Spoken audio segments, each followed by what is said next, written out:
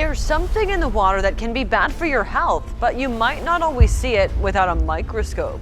When Florida lowered Lake Okeechobee by just 4 feet, something ancient and unsettling began to stir beneath the surface. Entire islands of invasive plants started crawling across the lakebed, carrying insects, toxins, and secrets buried for centuries. When we heard Lake Okeechobee tests were showing algae blooms 6 times too toxic for humans, we knew we had to go there ourselves to do our own testing and made stops along the way. From shifting vegetation tracked by NASA satellites to prehistoric artifacts and even human remains surfacing in the mud, the Big O became a living time capsule and a toxic warning. But what exactly did they uncover when the mud began to move? And what's still waiting to rise next? The lake that holds Florida together. Lake Okeechobee is not just water sitting in central Florida. It is the beating heart that keeps an entire state alive. Rain falls into this massive basin. Rivers feed it. The Everglades depend completely on water flowing south from its shores. Farms across the region rely on its supply. Millions of people drink water that started here. When the lake is full, the surface stretches calm and wide. When the water level drops, everything changes. People who live nearby call it the Big O. Scientists describe it as shallow, fragile, and overloaded with nutrients. The lake covers 730 square miles, but rarely reaches depths beyond 9 or 10 feet. This massive body of water is remarkably delicate. When water levels fall, whether from drought or controlled releases, the bottom does not stay still. Massive mats of invasive plants detach from the sediment and drift across the lakebed, carrying entire ecosystems to new locations. Why the water was lowered? Lake levels are not controlled by nature alone anymore. The United States Army Corps of Engineers manages the water now. Their job involves protecting people, farms, and towns from flooding while trying to maintain the lake's health. Around the entire lake sits the Herbert Hoover Dike. This massive earthen structure stretches 143 miles in a near-complete circle. The dike is old. It has been stressed by decades of pressure. It cannot safely hold extreme water levels forever. After hurricanes in 1926 and 1928 killed more than 2,500 people when floodwaters overtopped early levees, the federal government built the Herbert Hoover Dike. Construction began in 1932 and was completed in 1968. By the late 1990s, engineers discovered the structure was dangerously weakening. A $1.5 billion rehabilitation took 18 years, finishing in January 2023, just 2 years before it would face its first major test. When heavy rain threatens the dike's integrity, water must be released. When major storms pass through, the lake is lowered on purpose through a system called the Lake Okeechobee System Operating Manual, known as LOSOM. The Army Corps uses LOSOM guidelines to decide when billions of gallons must flow out through gates and spillways. In December 2024, the Army Corps decided to lower the lake by 4 feet from a high of nearly 16 feet above sea level. This decision came after Hurricanes Helene and Milton dropped record rainfall across the watershed, pushing water levels dangerously high.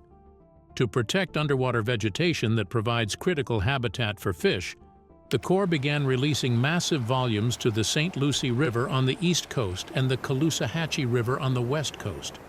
This is not a simple drain. It is a carefully orchestrated operation that reshapes the map of Florida. The decision protects lives, but also wakes the lake bed. What happens when the lake drains? As water leaves through the spillways, oxygen disappears from the exposed mud. Fish trapped in shrinking pools gasp for survival. Birds arrive by the hundreds to feast. Alligators wait patiently along the edges. The lake floor dries unevenly across its vast expanse. Some areas crack and harden under the Florida sun.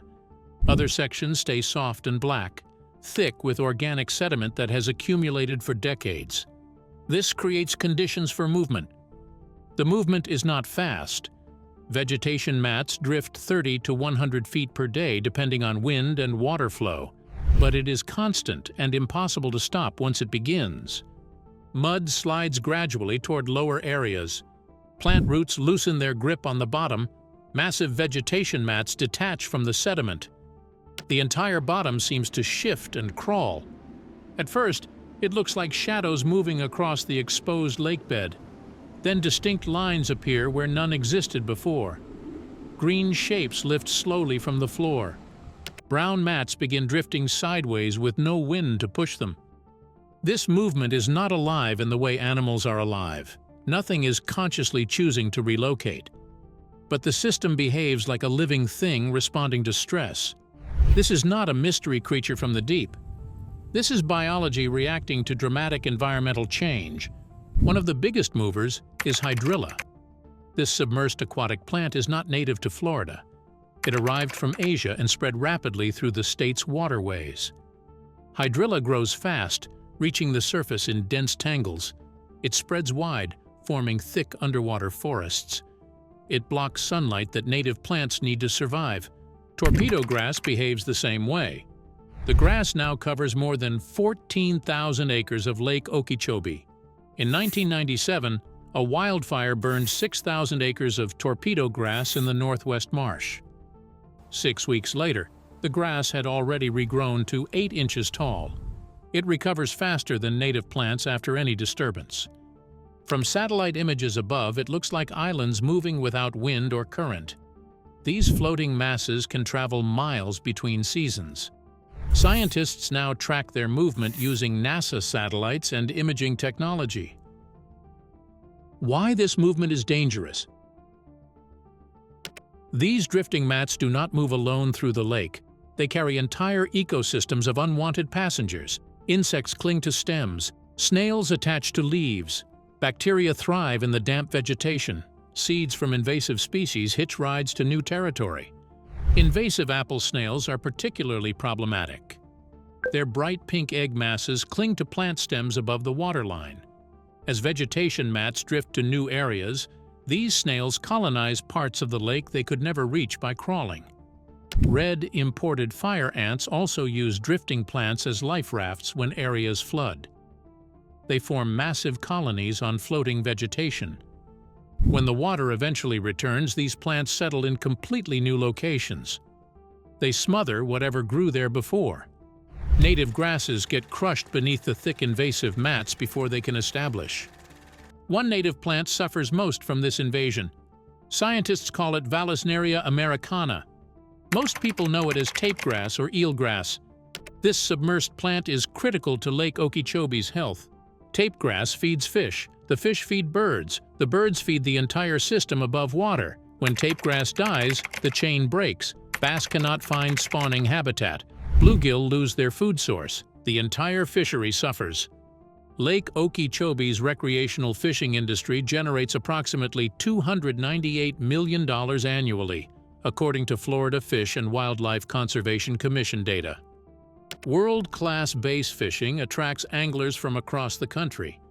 When moving invasive islands take over, bass cannot find suitable places to lay eggs.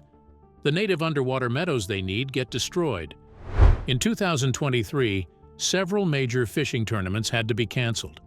Boat ramps were completely blocked by drifting mats of vegetation. Access became impossible in some areas.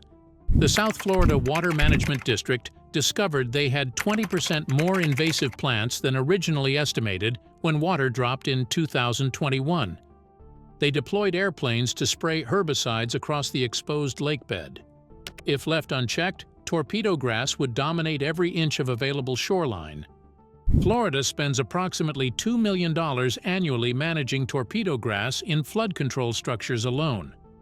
The plant is listed as a Category 1 invasive species, meaning it actively displaces native vegetation and alters entire community structures. The invisible chemistry below. The lake bottom is extraordinarily rich in nutrients, too rich for its own good. Decades of runoff from surrounding farms have filled the sediment with phosphorus and nitrogen. These nutrients are essential for plant growth in small amounts. In high concentrations, they become poisonous. When water stays high, these chemicals stay trapped deep in the anaerobic mud. Oxygen cannot reach them. They remain mostly inactive.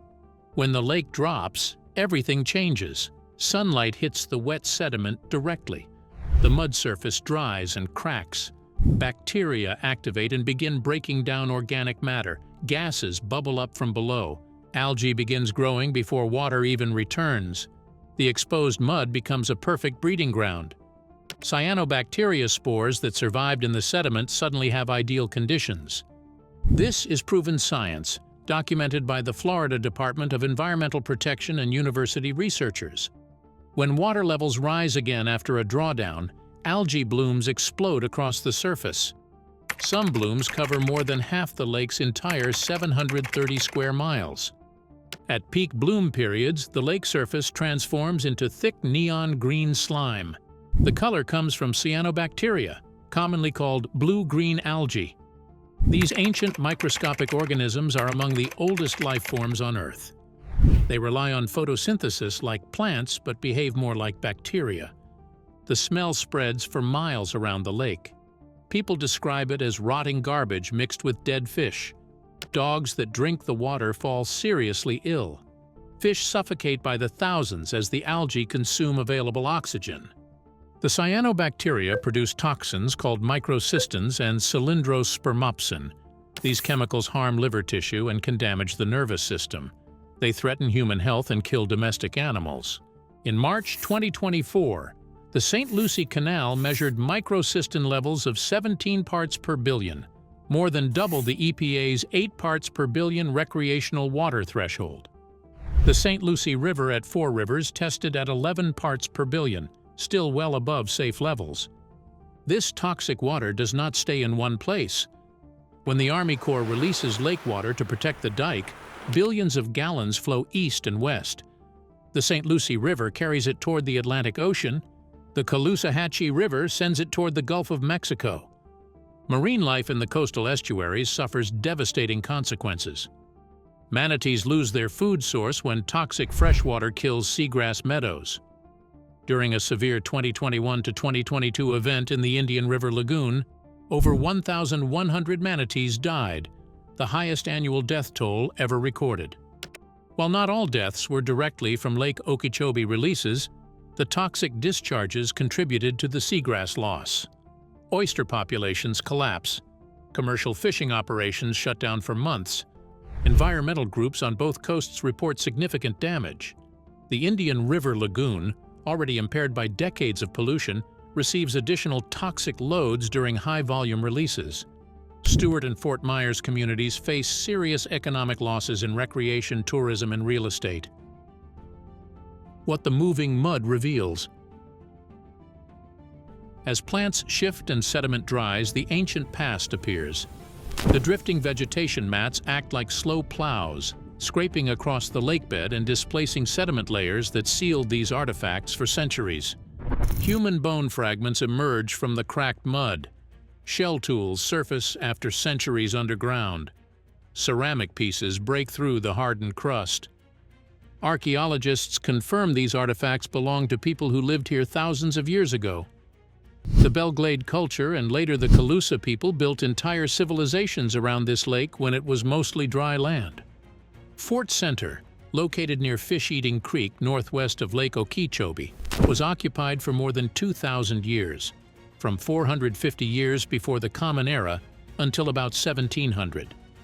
The Calusa people dominated South Florida from at least 500 years before the Common Era until the 16th century when Spanish contact began. Their territory extended from Tampa Bay down to the Florida Keys and inland to Lake Okeechobee. The Miami people who lived directly around the lake were subject to Calusa rule. Unlike most Native American cultures, the Calusa built a complex society based entirely on fishing rather than agriculture. They engineered extensive canal systems. They constructed elaborate shell mounds reaching 30 feet high. They created wooden carvings that survived in the anaerobic muck, including representations of animals and humans. When severe droughts lowered Lake Okeechobee in 2006 and 2007, the exposed lakebed revealed artifacts archaeologists had never seen before. Timber posts that once supported houses emerged from the mud. Some areas showed evidence of villages built on wooden platforms over shallow water, similar to Neolithic lake dwellings found in Europe. The lake slowly drowned their world as water levels rose over centuries. When modern drawdowns expose the bottom, their homes speak again through fragments of pottery and shell tools. Alongside ancient indigenous treasures are modern objects that tell darker stories. Sunken boats sit abandoned in the muck like ghost ships. Rusted engines lie half-buried. Metal frames from vehicles emerge as the water recedes. Some were lost in tragic accidents. Storms transformed the shallow lake into a washing machine of violent waves. Small boats capsized, people drowned, their vessels sank and disappeared. Others were dumped intentionally by people looking to hide crimes or escape debts. During extreme droughts, when the shoreline recedes by a mile or more, the landscape reveals a post-apocalyptic vista.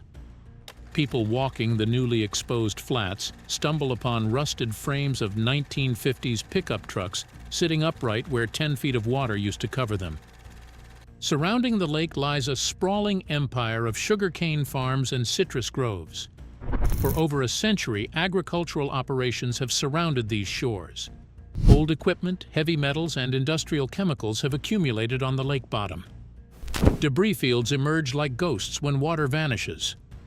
Old irrigation pumps sit half-buried. Corroded pesticide drums leak residue into exposed soil. The lakebed becomes a physical snapshot of Florida's rapid and often reckless development. During the historic 2007 drought, receding water exposed so much accumulated trash that the state organized massive industrial-scale cleanup efforts. Crews found everything from discarded kitchen appliances and thousands of old tires to ancient human remains within the same square mile. It created a bizarre and unsettling mix of the old and new. The lakebed holds distinct layers like pages in a history book. Shell fragments from Calusa middens, mud from centuries of accumulation, metal from 20th century industrialization, plastic from modern pollution. Each layer marks a chapter of Florida's transformation. Sediment core studies confirm this stratification. The deeper scientists drill, the older the story becomes. The moving plants scrape across these layers, uncovering pieces that were sealed away for generations. Climate pressure on the system.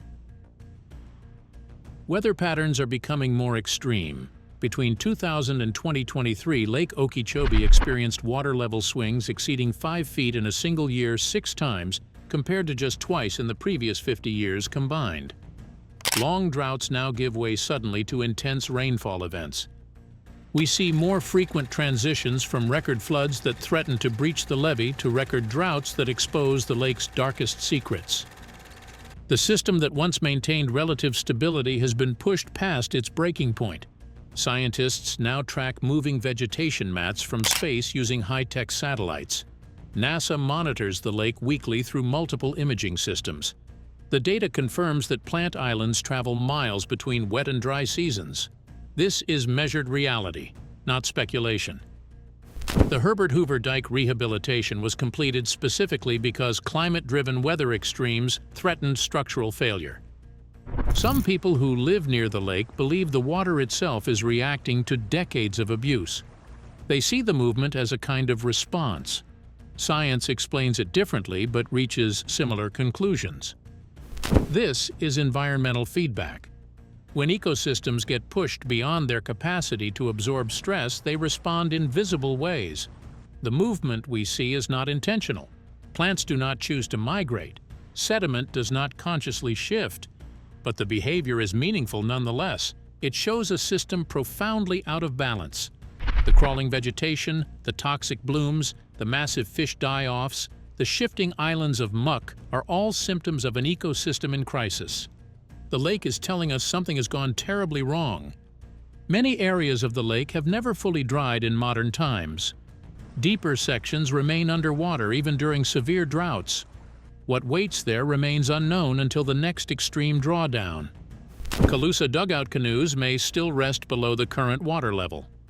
The oldest ones would be carved from cypress or pine using fire and shell tools. Additional shell tools and wooden artifacts likely survive in the oxygen-free mud. Structures from ancient settlements probably remain hidden. This is probable based on what has been found in shallower areas, though not yet verified. The lake keeps its deepest secrets until conditions force them to surface. The future of the Big O. Saving Lake Okeechobee requires controlling agricultural runoff. Farms must reduce phosphorus and nitrogen loads entering the watershed. Recent research from Florida Atlantic University confirms that managing only phosphorus is insufficient. Both nutrients must be reduced together to prevent toxic cyanobacteria blooms. Restoring native plant communities is essential. Tapegrass and other submersed vegetation provide the foundation for the entire food web. Without them, the fishery collapses. Balancing water releases carefully protects both the lake's internal ecology and downstream estuaries. The Lake Okeechobee System Operating Manual guidelines attempt this balance, though environmental groups argue current operations still cause unacceptable damage to coastal waters. The Comprehensive Everglades Restoration Plan includes 68 infrastructure projects designed to send more water south to the Everglades during dry seasons. Approved in 2000, SERP's estimated cost has grown from $7.8 billion to over $23 billion. After nearly 25 years, fewer than 20% of projects are complete. At the current pace, full completion will take decades more. The Herbert Hoover Dike restoration enables water managers to keep the lake at higher, more stable levels without risking catastrophic dike failure. This should help reduce some of the dramatic swings that stress the ecosystem. This work is ongoing. Progress happens slowly because the engineering challenges are enormous and funding is limited. The lake is not dead, but it is severely stressed. Every drawdown reveals more evidence of that stress. When the water falls, the lake remembers. The mud shifts position. The invasive plants drift to new territory. The buried past rises to the surface again. Nothing down there happens randomly. Nothing stays truly still when conditions change. Lake Okeechobee no longer hides its secrets. It displays them openly each time water levels drop. Lake Okeechobee is more than Florida's largest freshwater lake. It has become a 730-square-mile warning system. The movement across the bottom, drifting invasive plants, exposed toxic sediments, revealed artifacts, shows an ecosystem pushed beyond its limits. Every drawdown exposes more evidence of that stress. Unless Florida fundamentally changes its water management and agricultural practices, Lake Okeechobee will continue revealing darker secrets with each drop in water level. Thanks for watching. See you in the next one.